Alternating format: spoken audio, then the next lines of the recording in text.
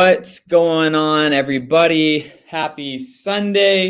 Happy Valentine's Sunday. I hope everybody's having an amazing day. My name is Cody Barton. Welcome to Sunday service. And so for those of you that maybe are tuning in to Sunday service for the first time, this is every Sunday. We do this at 7 p.m. Arizona time. If you do not already know, we are on Spotify. We are on iTunes. So if you're driving around throughout the week and you want to tune into Sunday service and what we have going on, you can jump over to Spotify or iTunes and check us out on there. And I'm excited to get into it tonight, guys. Let's see here. So we're going to be talking about private money lenders, private money lending, part 3. I'm also going to talk a little bit about money management, as well as that is a topic that kind of goes hand in hand also with, potentially for you to become a private money lender as well. So let's go ahead and jump into it. Looks like we have people plugging in from a lot of different places. Where's everybody tuning in from tonight? Hope everyone's had a good Valentine's Day. Myself and my girlfriend, Hayel, we just finished up dinner and came right to Sunday service. So excited to be here. Jeremy says, I wish I could stay. Wife needs me to eat with her, I guess. Have a great video. Love it. Love it. Happy wife, happy life. Awesome. So as some of you may notice, I'm not in the typical studio setup that I have at home. I'm in Las Vegas right now for the weekend, heading home tomorrow. So it looks like we have people coming in from Texas, Seattle, Missouri, Pennsylvania, South Beach, Florida, San Antonio, Texas, Alabama, Orange County, California. So people tuning in from all over the place. Happy to have you guys here tuning in today. If you guys aren't already, just for, I know there's a lot of new people that will plug into these lives every week. And so I just wanted to let everybody know about the community that we have online on Facebook. If you're not already involved, you can go over to Facebook and search for the Creative Finance Facebook group, Creative Financing Facebook group. With Pace Morby, you guys could jump into there and network with other people. I think one of the biggest things, especially as you're getting your real estate career started, is having a community, having a network of some people that you can plug in with. So that's a great place to go to find some like-minded individuals to be able to network with. So I'm going to go ahead and get into the topic here on private money lending, and more specifically how we kind of manage some of our private money lender relationships, and then we'll talk about some money in general, and we'll do some Q&A. So let's jump into it, guys. So Jeanette, Pace texted me a few minutes before we got on here and said that he was running a little bit behind. Him and his wife for Valentine's Day were out hiking, and so they're running a little bit late hopping on. So he just wanted me to go ahead and get us started here. So let's go ahead and talk about private money lenders, private money lender relationships, some of the things that we do to keep the relationships strong as we're, working with the lenders. So the first couple weekends that the topic has been on private money lenders has been on, where do you find private money lenders? How do you have the conversation? What are some of the things that you bring up to be able to, start that relationship, right? So that's what the first 2 weekends were about. Pace did a really great job going into that. What I'm going to go into now today is a little bit more on like managing those relationships once you actually get those created. And so just recapping a little bit of a couple of the sources where you can find private money lenders. One where we find private money lenders from the previous weekends is we find a lot of our lenders from sellers. So we'll find lenders from sellers that we've bought their property and they are, not certain what they want to do with the money. This especially works well that we've been able to do really well with some of the lenders that they specifically don't know what to do with the money. They just are in a situation where they're going to be getting a lump sum of cash. So one of those conversation starters, if you have good rapport with the seller you're working with, having that conversation. What are you planning on doing with the money when you sell? Or what do you, are you going to reinvest it, or what's your plan? So you could start that conversation, obviously, starting conversations with people in your network.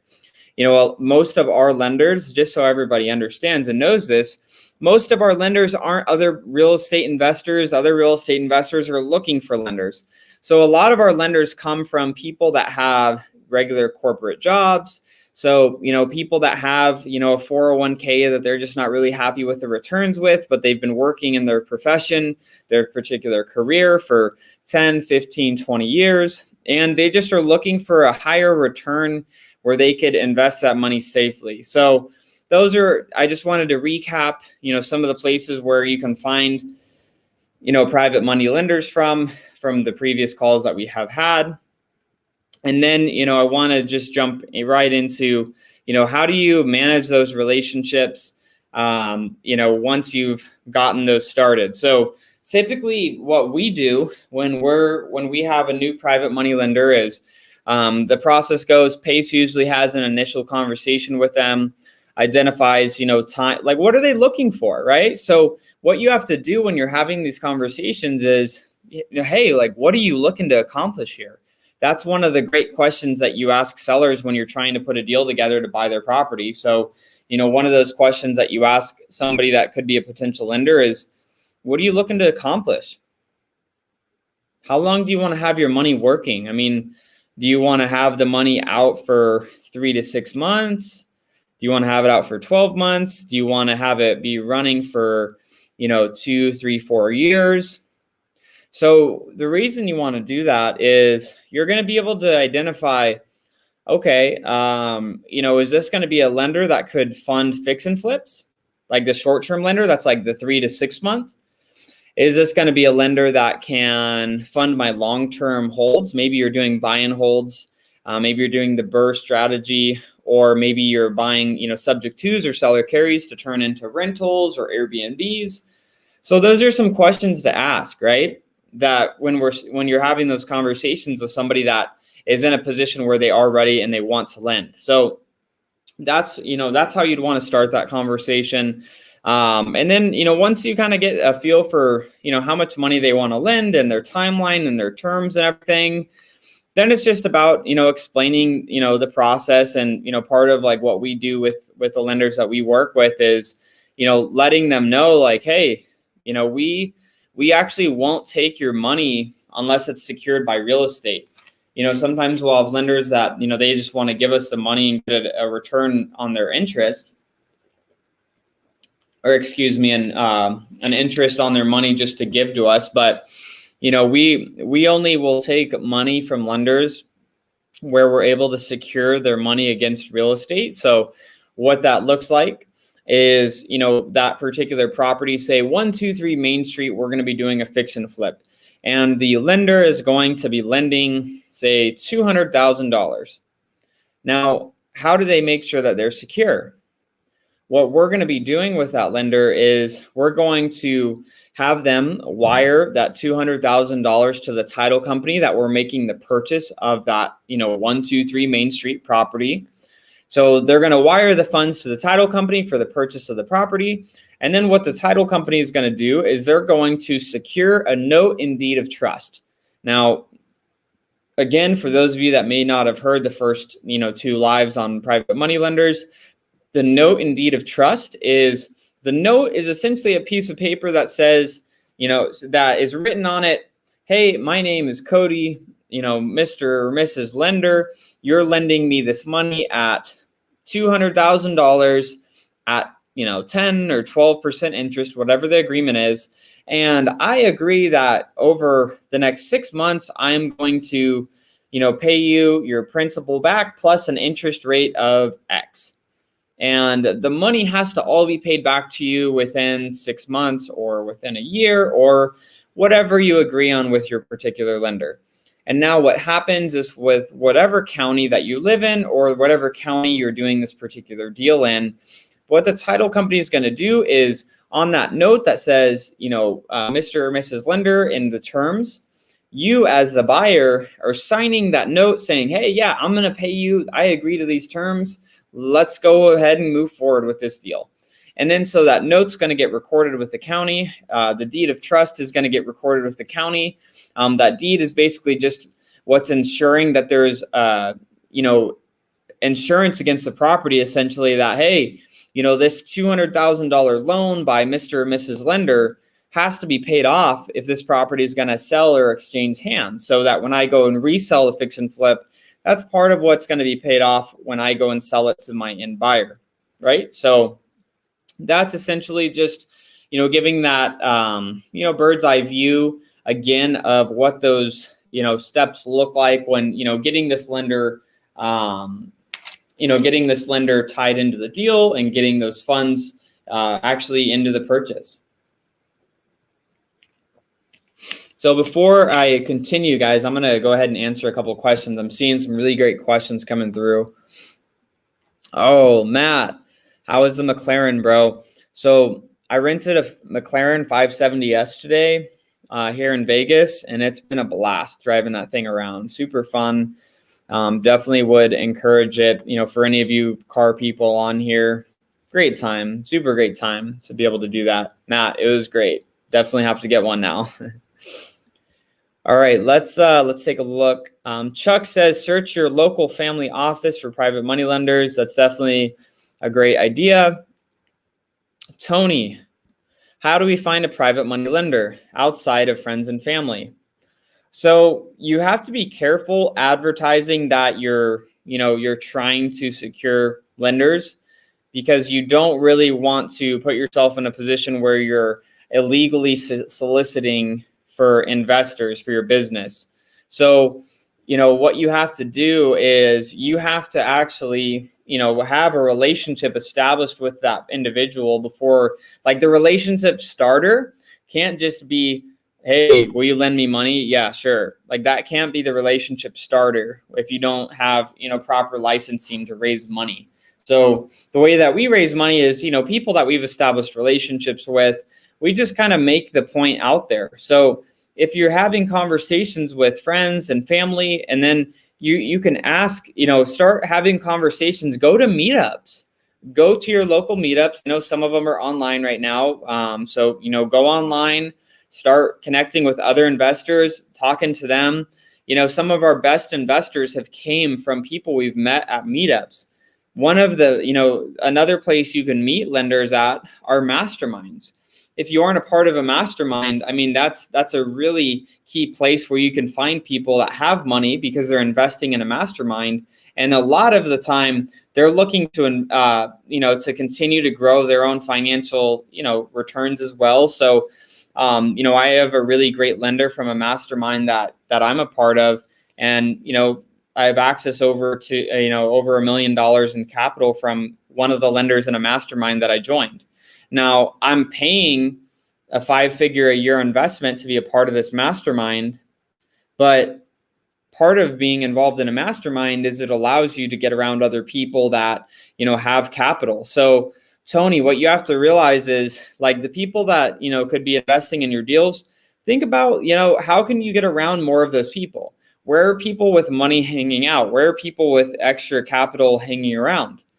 Making it a point to network with people like that.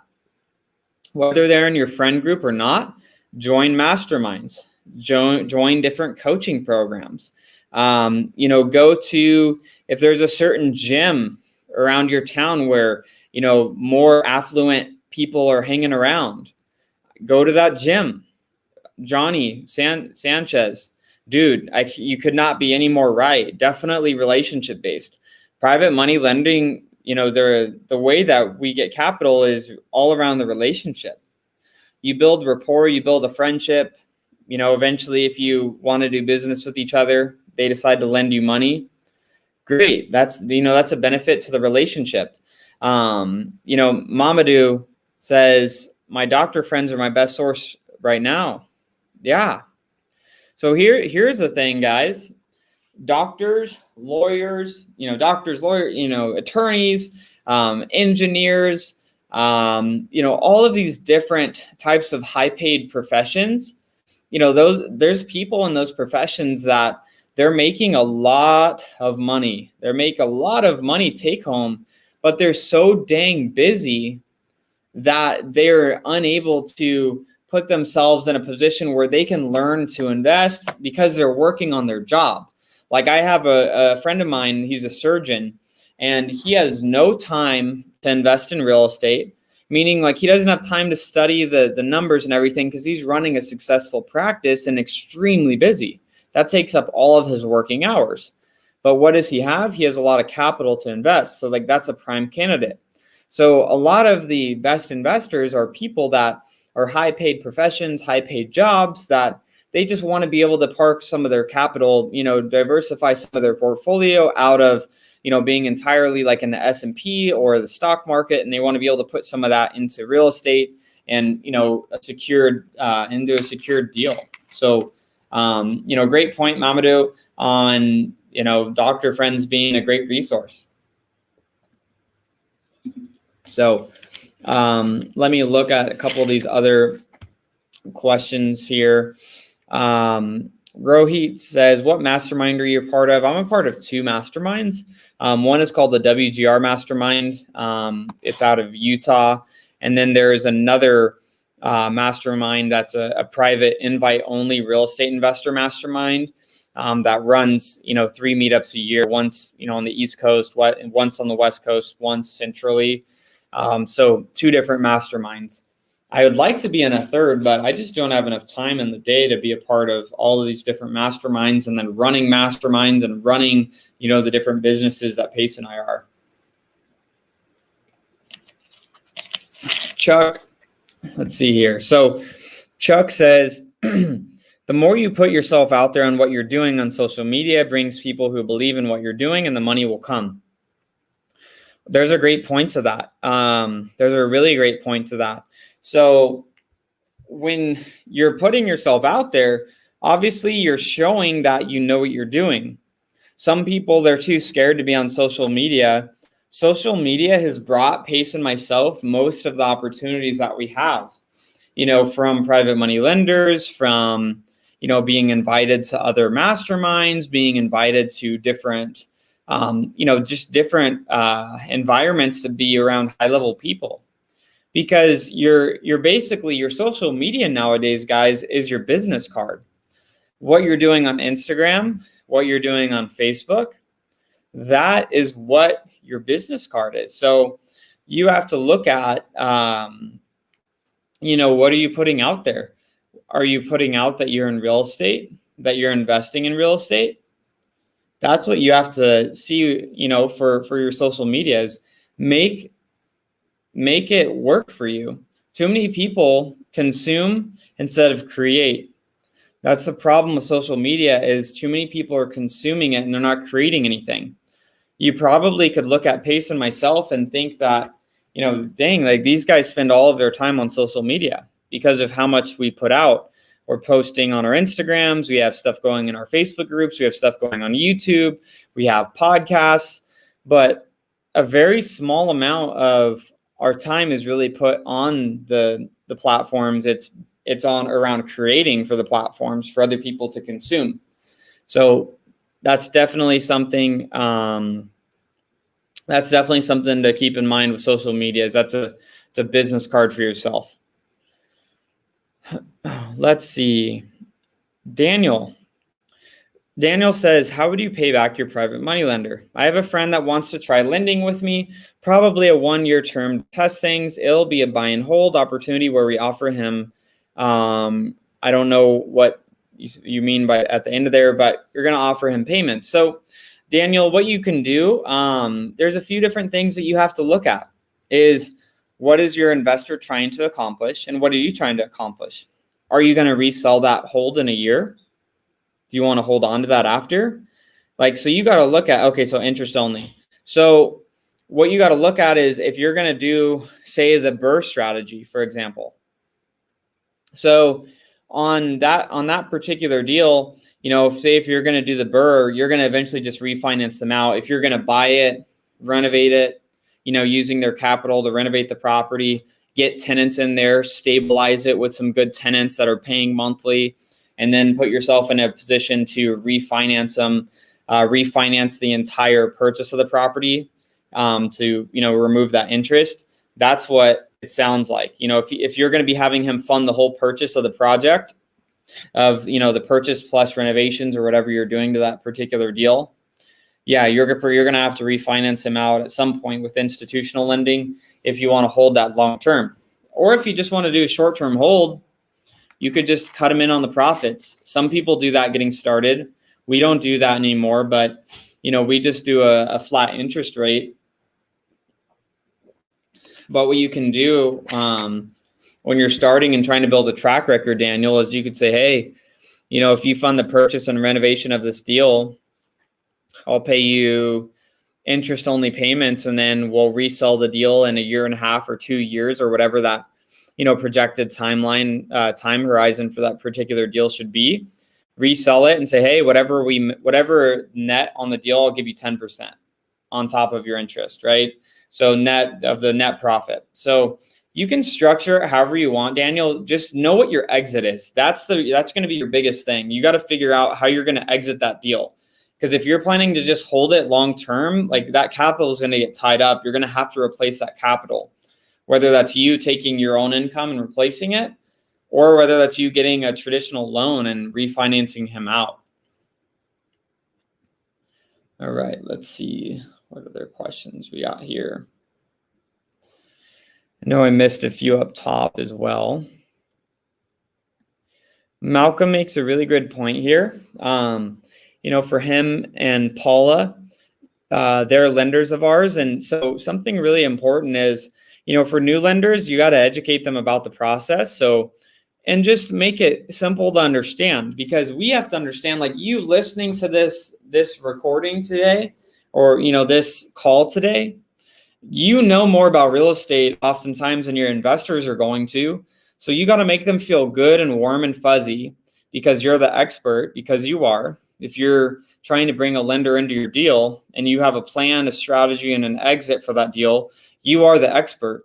And you need to educate them on what the steps are going to be. Hey, what are the potential negatives that can happen? Hey, maybe this project takes a little bit longer. Sometimes that happens for us. We have a deal that goes a little bit longer because of construction issues that'll come up. So there's certain things that you just have to, have that conversation with your lender. And it's keeping that open line of communication with your lender. If stuff's going on, like, for example, we have a fix and flip that, we expected to take about 3 months. And we had, when we had one of our lenders that, was only planning to be in that deal for 6 months. How do you handle this? In this particular situation, this project ended up taking 5 months because we closed on the purchase, and the lady that was supposed to move out right after we closed didn't move out for almost 2 months. So that extended our timeline 2 months, right? So that made it where our lender that was supposed to get all of their capital back in 6 months, we just had an open conversation. Hey, do you want us to refinance you at 6 months like our note states here, or do we want to put something new in place to revise this and update it? Because I think we're going to look more at 8 months right now, from the total turn time, for that extra 2 months. And so he's like, yeah, like, let's just extend. So, just having that open communication is going to help, continue to build that trust and rapport with your lenders through that process. Let's see here. So Freddie's saying, are you putting together some type of investor packet for the deal to review before they make a decision to invest? Sorry, guys, I'm a little dehydrated, so I'm trying to drink up while we are going here. So we do not do a packet, but we do send the deal terms. So some of our investors that have been working with us for a few years now, they don't have us send them all the deal terms and information anymore. It's pretty much like a conversation of, hey, we need 200 grand or we need 100 grand. It's going into this property at 123 Main Street. We plan to have it working for this many months. and, let's go ahead and do the deal. And they just wire the money. They do their note, their deed of trust, and all of that, because we've done deals with some of our lenders dozens of times. So it's just, they're just like, yeah, like, let's just move forward. But some of the new lenders, obviously, you have to, like, they're going to have a little bit more apprehension. They're going to have a little bit more anxiety around lending with you for the first time. So you need to be prepared. You need to be the expert. Like I was saying, if you go to a lender and you don't know your stuff, you are going to look like a dummy. Even though your lender may not know more about real estate than you, you need to know what you're doing. You need to know how to protect their money.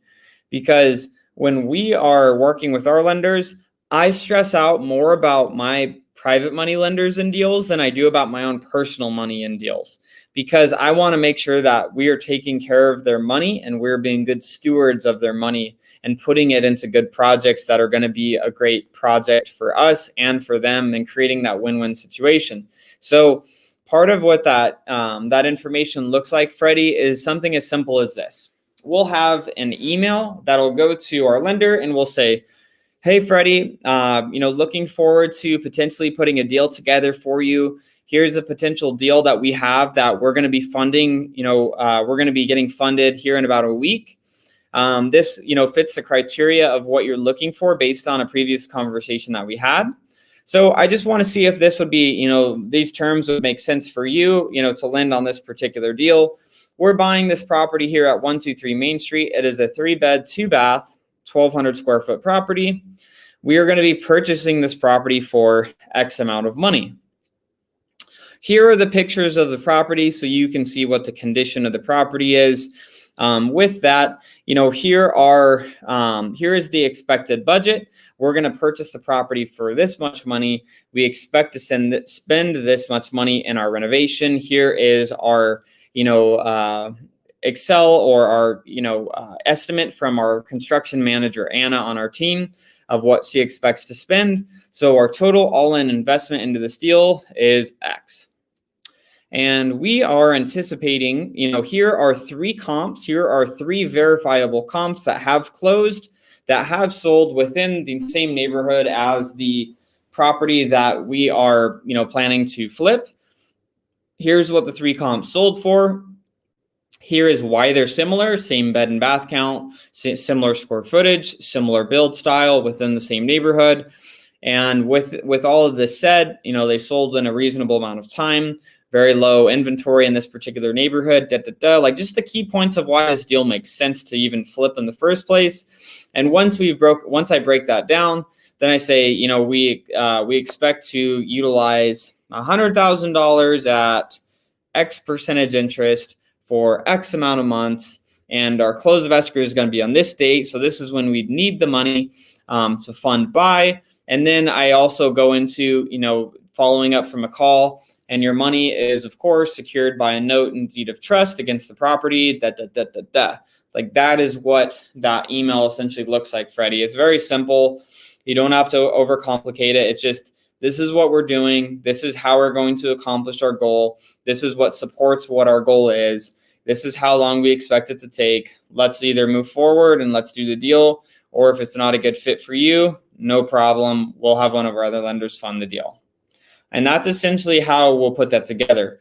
Because if you just lay out the data there and you show them what you're doing, it's pretty easy from that point, because it's just numbers, right? But I can't emphasize enough how important it is. Like, you got to know what you're doing. Like, I would not be trying to get people to invest money in deals of yours if you don't even know what you're doing. At least have a mentor that's guiding you so that you don't put yourself in a situation. I've seen this happen.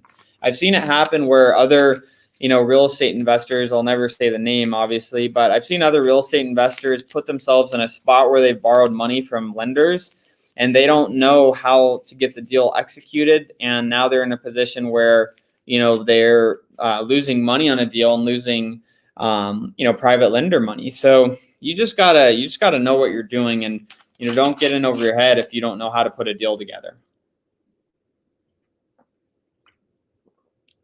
So Freddie, I hope that helped answer that. Angel, what type of interest rates are you giving your private money lenders? Most of our new lenders have been, 8 to 10% has been, really what, where we've been at. We have a lot of lenders that we work with already. So we're just kind of in a spot where we have relationships with people that we've worked with now for a few years and that we're super happy with, and we have really good relationships. And so it's gotten lower, and they just like working with us. So it's like they know that it's a steady, stable investment, so that's why they like working with us. And we know that they're a steady, secure source of capital when we need to get a deal closed. So but it definitely, Angel, it didn't start that way. When we were first raising private capital and putting money into deals, we had to give up part of the deal. I had to give up. When I was doing some of my first flips, I was giving up a percentage of my net profit. I wasn't even giving up just interest. It was like, hey, you're going to take 25% of the net on my flip because I'm a noob and I don't have tons of experience, but I know that this is a good deal.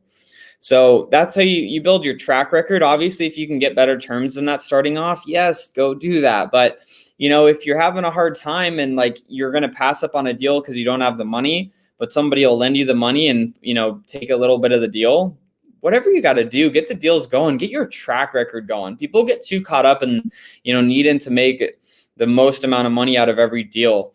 You got to understand, like, your private money lender and you, like, no one deal is going to change mine or Pace's life. Like, yeah, we have some deals that we make some large chunks of cash on, but that deal doesn't change our life. It's the, continuation of doing multiple deals. So, getting a track record down, getting some deals under your belt, getting, some trust and foundation, with lenders under your belt, so that you can then continue to raise more money by building a reputation around yourself, sharing your successes, sharing your accomplishments on social media, so that you can continue conversations with, your private money lenders you have. And a lot of times they'll tell your friends about you. If you get, one good lender, a lot of times they'll start to tell their friends if you're doing a good job, you're communicating well, and they're getting a good return that they're happy with on their money. So 53 new house. Oh, Lisa here. Thank you, Lisa, for letting me know, because it says your YouTube name. Lisa says, we've been able to secure private money lenders, but only asset-based. When private money lending in second position, how do you get them comfortable with the transaction? So when it comes to lending in second position, that's just a matter of, comfortability with your lender. It's just, they have to feel good about it. So what essentially is going to happen for those of you that are like second position, what the heck are you talking about? This is going over my head. So I'm going to go over just a quick explanation, Lisa, and then I'm going to get to your question. So when you are, say, for example, if anyone on here, you buy a house, just normally, right? Like just a standard way that most people do it. They go to Wells Fargo, they get a loan for $100,000 and they go buy their house. What happens is there's a note and deed of trust that is secured against that property, that Wells Fargo owns the note, and you owe Wells Fargo that $100,000. That is a first position lien that is put against the property from Wells Fargo.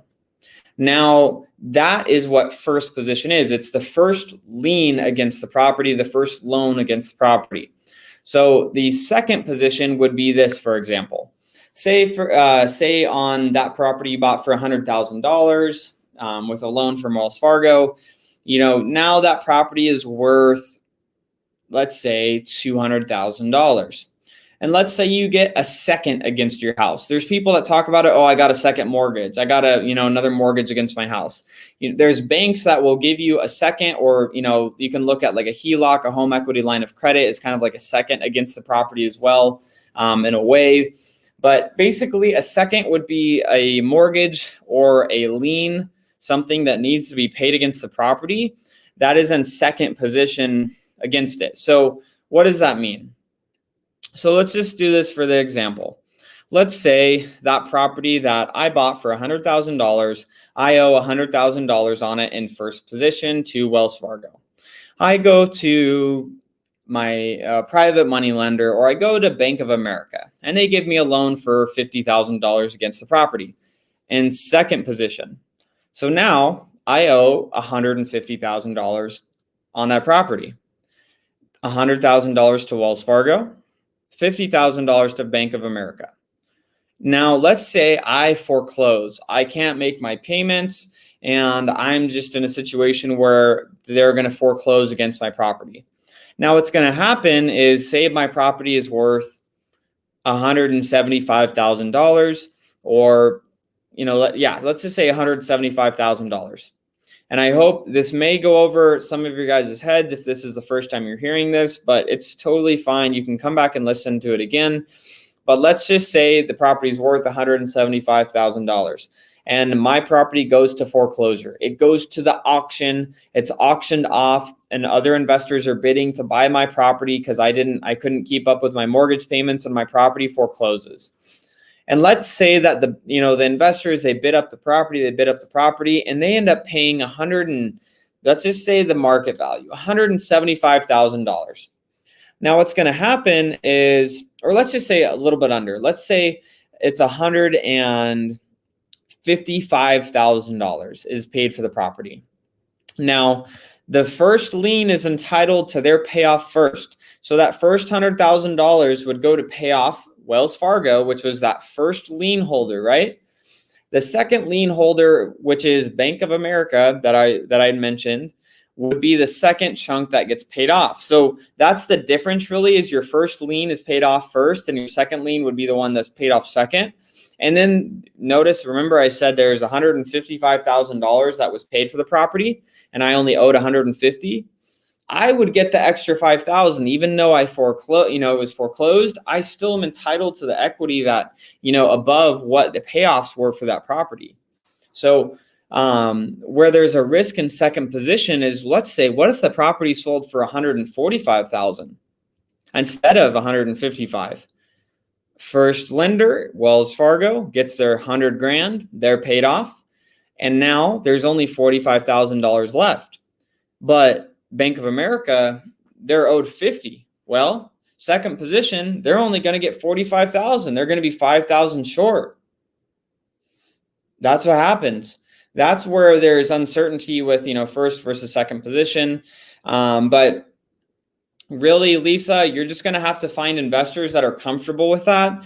And a lot of our investors, the ones that are comfortable lending in second position, they know our track record. So you may just have to, either develop a better, a longer track record, not saying that you maybe don't already have one, but get a longer track record going, or be buying properties at a deeper discount. So if you're buying a property too high and you're already paying a high number in first position, I would also be leery to lend to you in second position if you were already buying pretty high in first position. So I know this is maybe a little bit over, some of your guys' heads, but I just wanted to get that out there.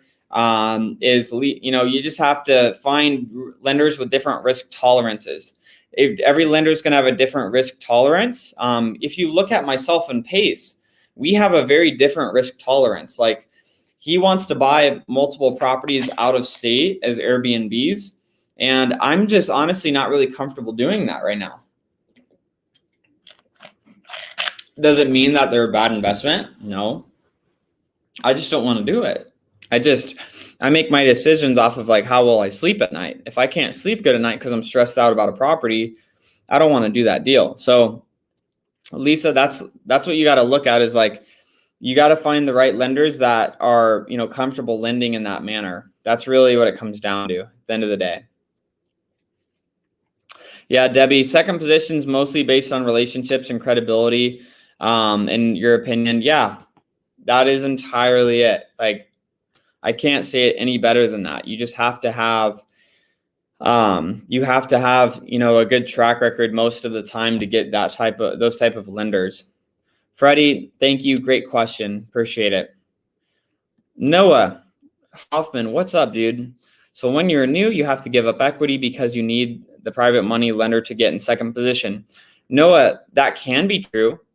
It also could be not true. So that's just based on whatever private lender you're talking to.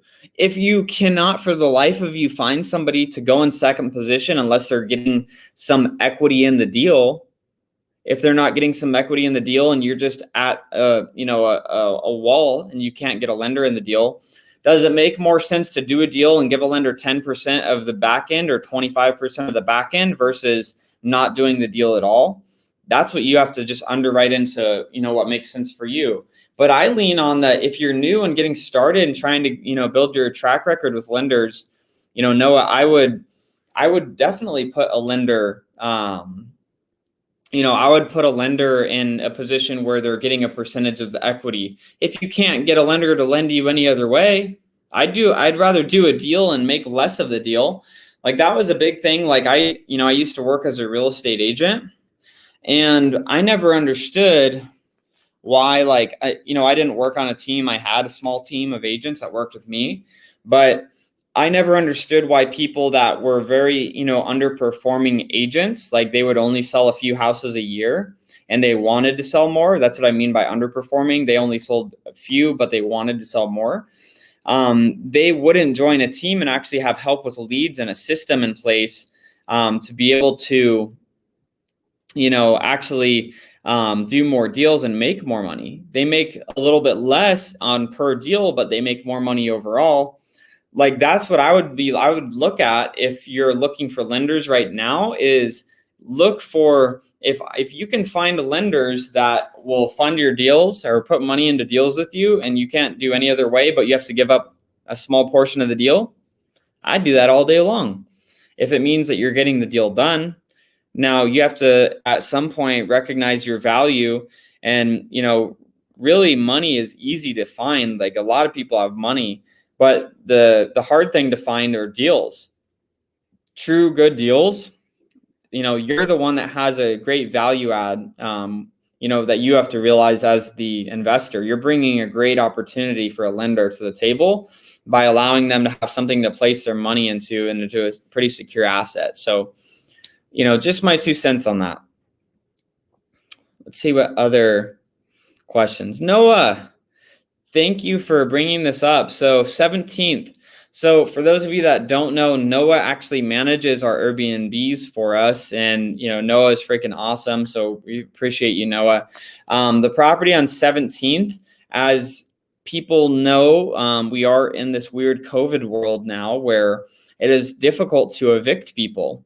If they want to fight, you're going to be fighting and it will be tough to get people out. So Noah, we're basically in a situation where we have one of the tenants in there that is not removing themselves at will from the property. So we're just in a holding pattern right now on that property because we can't evict. We can't do anything. We're just basically at whenever they're going to cooperate right now. So unfortunately, that's where we're at. We are so freaking excited about getting that turned into an Airbnb and the other property on Sonnet. Our goal, for those of you that don't know, is in 2021, we want to add more Airbnbs to our portfolio. We want to diversify a little bit from having a lot of our properties just in standard rentals or lease options. And we want to turn some of the exits into Airbnbs. And with Noah, we're so excited to do that with you. So, but that's the quick update. The update is there's not a big update because COVID moratorium is until the end of March. So if tenants basically in Arizona say, I don't want to leave, and even though I'm not paying rent, I'm going to stay, and here's my CDC form, and they give that to the judge. The judge basically says, well, we're not going to kick them out because here's their CDC form. Wait till March 31st, and then we'll revisit this. So that's where we're at. It's unfortunate. And also, as far as like deal details, typically reach out to me, Noah, because Pace doesn't even know what's going on with some of the properties because it's not his job. It's my job. All right. Ooh, Debbie, freaking nugget here. So equity sharing to build up trust and credibility first is a great suggestion for long-term business relationship.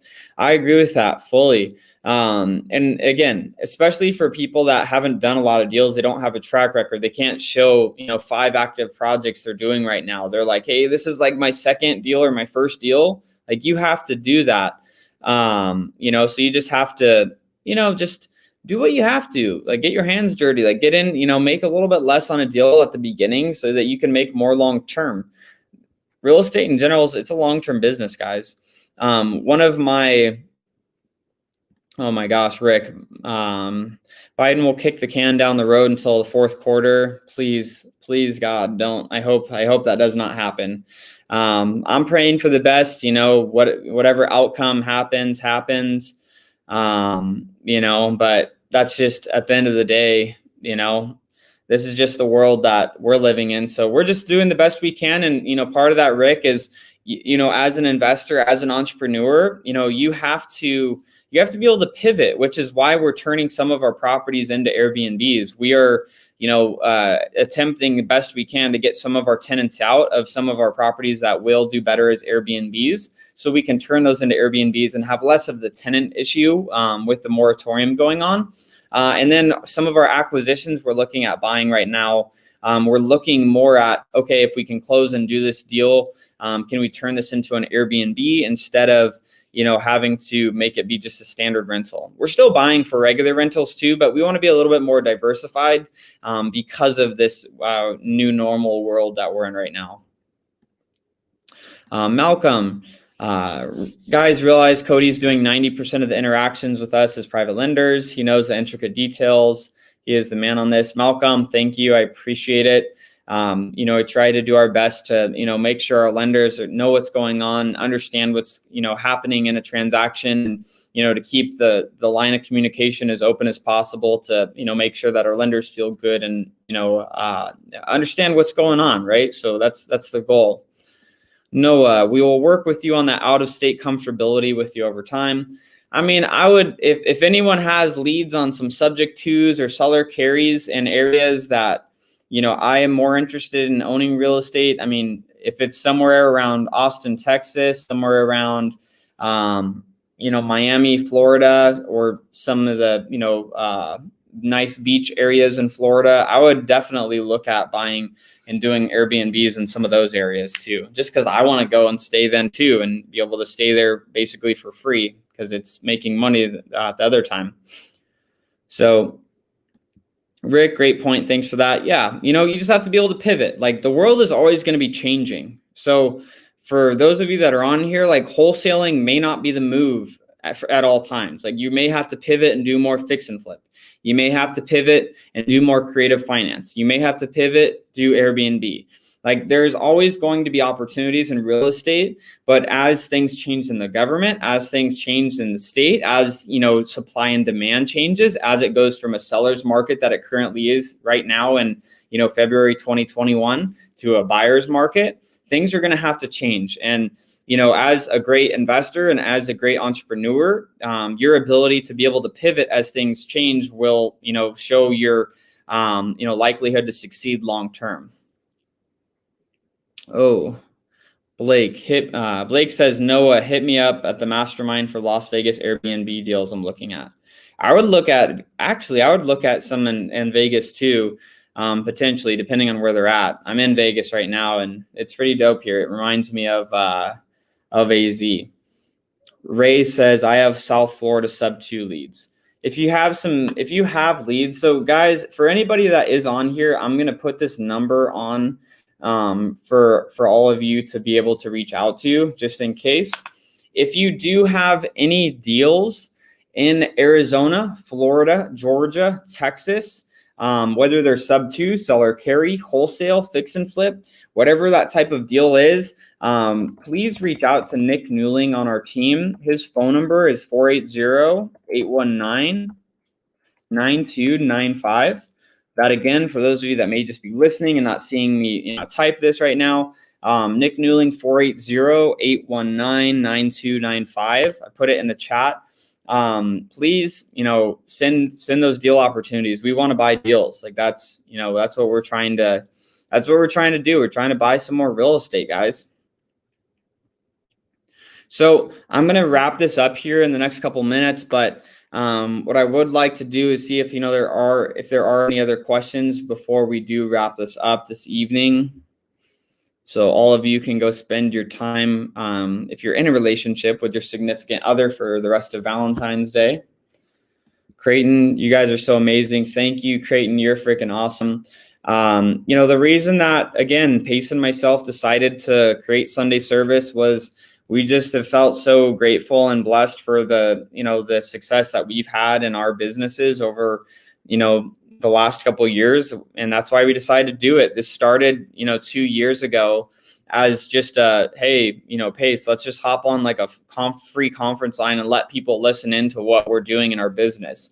And it's turned into this now. So, we're super grateful for it. Again, for those of you, if you don't know already, this is on Spotify and iTunes. So if you ever miss an episode and you want to get synced back up with Sunday service, you could always check us out on Spotify and iTunes and listen to past episodes as well while you're working out, driving to work, or whatever you're doing. Jeff Engelbrecht says, do you pay points to private money lenders? We don't pay points. Again, it's all negotiable. That's the best thing. Some hard money lenders, which are going to, sometimes be the ones that are charging points, you got to pay the points. We don't pay any points to our private money lenders, but not to say that that's not the right thing or the wrong thing. There is really no standard, yes, this is the right way, or no, this is the wrong way when it comes to your lending with your private money lenders. It's just whatever makes sense for the deal to work for you as the investor, and whatever makes sense for that private money lender's risk tolerance, the amount of funds that they're willing to allocate and put into a deal. And number three, the return that they're looking to get on the deal. It's all negotiable. But we do not. Let's see. Angel, take on subleasing properties in other markets and turning them into Airbnbs. Oh my gosh, I have a quick story. This is a worthwhile story. So there is a company, I don't think I'm going to say their name because I don't want to, throw any bad will to them, but there was a company out of, I'll just say where they're from. They were out of Washington, and they actually did this, Angel. They leased a property from me and Pace a little over a year ago. This was like December of 2019. They leased a property from us, and they were Airbnb-ing it. So they started to Airbnb the property, and we were happy because they were paying a little bit over market rent for our house. So we were stoked, and we didn't have to manage the Airbnb because that was before we knew Noah could, help us out. So, so for us, we were excited about that opportunity. Here's the thing that I would, keep, make sure that you're okay with, Angel, is if things happen like COVID unexpectedly in the market, and you put yourself in a position where you need to be carrying those payments on your rent, on the rent every month, you got to make sure you're financially secure enough to carry that if it sits vacant for a few months. Because here's what happened. COVID hit, and a lot of things closed in Arizona in March 2020. And what happened was by April, the first week of April 2020, this company that leased our house and was Airbnb-ing it, they called me, the owner of the company, and they were a pretty decently sized company. They had 50 plus employees, and they had over 100 properties, under over 100, plus Airbnbs. I don't know the exact number, but they had hundreds of these Airbnbs that they were renting and then arbitraging basically and, Airbnb-ing them, which is great. And the situation that happened with them was when COVID hit, they didn't have enough reserves for the company, so that when hundreds of properties all went vacant and they had to make rent payments on, hundreds of houses that weren't getting, paid for by Airbnb anymore, they called me and said, hey, our companies went under. We just laid off all of our staff. This is actually the owner of the company that I never spoke with while they had us under management. And they said, hey, I can give you $1,000 and, you can come after our company, for breaking the lease and the terms and everything. But, there's nothing I can do. Our company's out of business, and you're going to have to take your property back and, figure it out. So that's something that happened. And obviously, if you just have a couple Airbnbs and you can handle the rent payments on those, great. But that was just a situation that, personally happened to Pace and I last year. So then we had to scramble and get some tenants in there. Let's see here. What other questions? So any other questions that you guys have? Otherwise, I'm going to wrap it up here. So somebody said, isn't Vegas anti-Airbnb? I know some of Vegas is, but I know there's some areas that, there's some areas that are not, not restricted. I think it's mainly areas like really close to the strip. Let's see. Ooh, Moran, do you consider it harmful thing in the beginning to have your hand in so many baskets? For example, if you're trying to wholesale, but also learning to flip and buying sub-2 rentals. Oh, man, that's a great question. You just have to really look at like where you're at. And I think it makes more sense. I've always, and other people will have different opinions, but I always think it makes more sense to get down one thing and then move on to the next thing. Because this is what I see a lot of people do is they run around like freaking squirrels in real estate and they don't really accomplish a lot because they're trying to do 5 different things at the same time. So they're trying to wholesale. They get a deal that they're like, I can make more money if I flip it. So then they take it down to flip. They just learned how to wholesale and get leads, and then they close their deal. Now they're fighting with contractors because they've never managed contractors and they had to raise money. So they're probably using expensive money on the deal. They're trying to manage this flip and everything else going on. So now their lead flow slows down. Now they don't even get another deal for months. Like, it's just a freaking mess. Like, if you don't have a good system down for the things you're doing currently, I don't think it makes sense to add on a lot of different things. Like, master one thing and move on to the next. Like, Pace and I, even though he had a really big construction background, we didn't start flipping right away. We got our wholesale business dialed in to where we were getting consistent leads, we were getting consistent contracts, and we were getting consistent closings. And then once those things were continuously happening, we started adding in the fix and flip so we can create a new process and a new rhythm around that.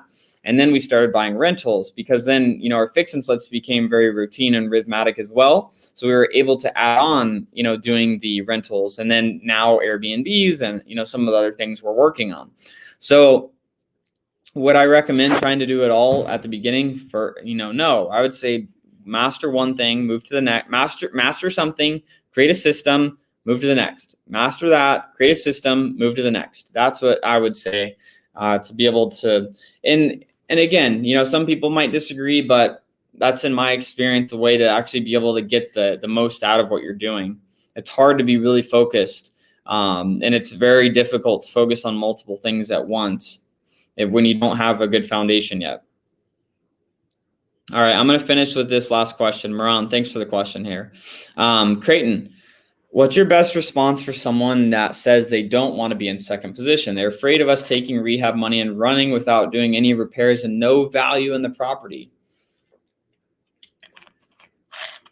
So I would say one is you might need to get a different lender, Creighton, that would be more comfortable with that.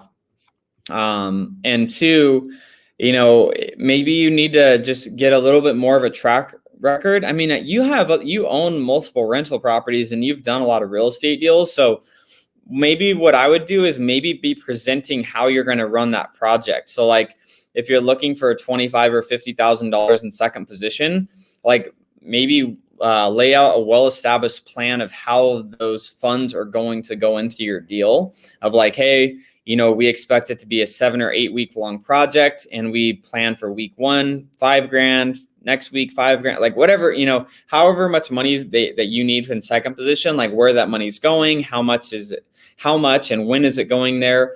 And I think if you just bring a better presentation of when the money is going to be used, what it's going to be used for, and if it's a good enough of a deal, like if it's a deal that's pretty tight and like there's not really a lot of room there, that may scare a lender away. But that I would say one, make sure you're giving the right presentation of the deal so that they feel confident that you are certain about what's going to happen with the money. And then two, I would look at, the lender themselves and see if it's really just their just risk tolerance just isn't there, and you need to go look for another lender. So those are a couple things that I would look at with that particular situation.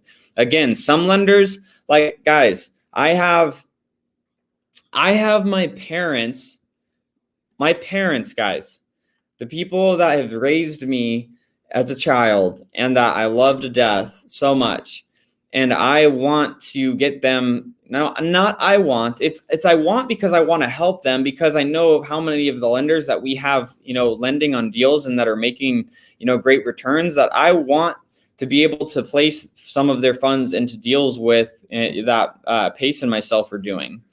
But they are scared to death to do it. And so they won't do it. They just won't lend on deals that are great deals.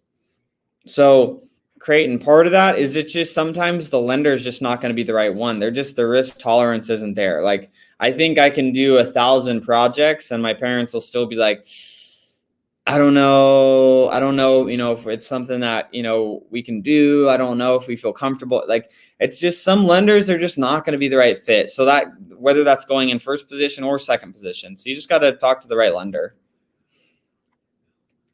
Creighton, yeah, that's your parents too. Yeah, I mean, like, I could show my parents that I'm buying a house for $50,000 and it's worth $200,000, and all I have to do is buy it and then resell it tomorrow. They would still be like, I don't know, I don't know if we really want to jump into this deal. That's just what it is. So, it's just always going to be lender based. So, well, guys, yeah, that's so funny, Creighton, that your parents are like that too. So let's go ahead and, wrap this up for the evening. I appreciate everyone that's, spent the time on this live. As we've talked a little bit more about raising private capital, some of the, challenges, some of the ways to communicate with your lenders, some of the, things that we do to communicate with the lenders and, communicate with the lenders and all that. Creighton, sorry. One had 100K profit on flips and they still think it's risky. Some people, it's just never going to be a good fit, right? So not everyone's going to be a good fit for you. But appreciate you guys sticking around tonight on Valentine's evening. I know, a lot of you could be spending time with your significant other. So go and, if you haven't already told, if you are in a relationship, go tell your significant other that you love them, that you appreciate them, and that you're thankful that they're putting up with your crazy self listening to these real estate, crazy guys on a Sunday night, when you have the time to spend with your family. So I appreciate you being here. And appreciate you guys listening in. Again, if you do have deals in Arizona, Florida, Georgia, or Texas, you have Nick's contact information from earlier. We would love to take a look at those deals. We need new fix and flips in Arizona.